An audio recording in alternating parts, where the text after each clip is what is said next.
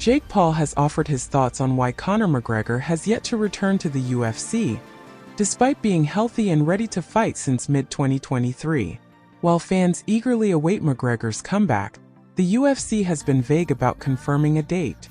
Although McGregor is rumored to return at UFC 310 on December 7th, UFC CEO Dana White has been non-committal, even suggesting that McGregor might never fight again. So what's the real reason for the delay? According to Jake Paul, it's all about business.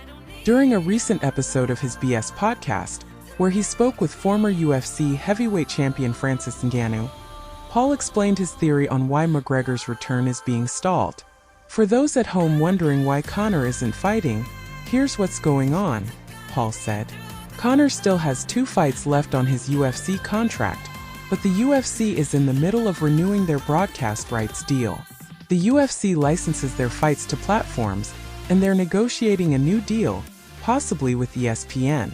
Part of that negotiation includes having Conor McGregor for 2 more fights.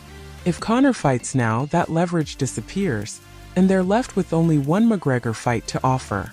In essence, Paul suggests that the UFC is using McGregor's fights as bargaining chips in their upcoming broadcast negotiations.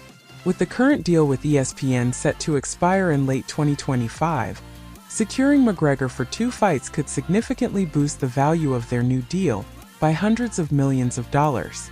It's a high-stakes game, and McGregor is a key asset.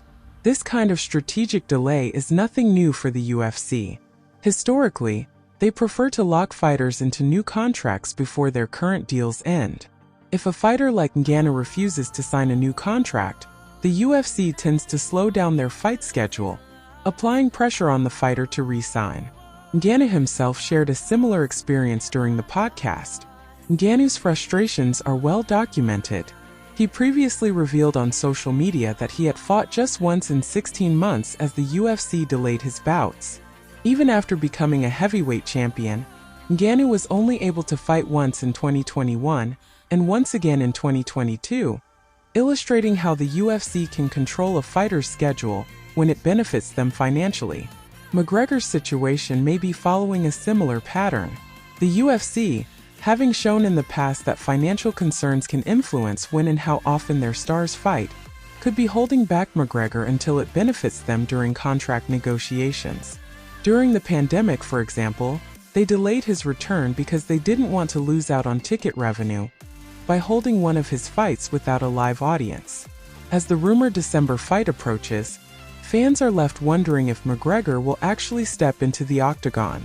If the fight is delayed again, it will only add fuel to the theory that financial negotiations, not McGregor's readiness, are the real reason for his absence.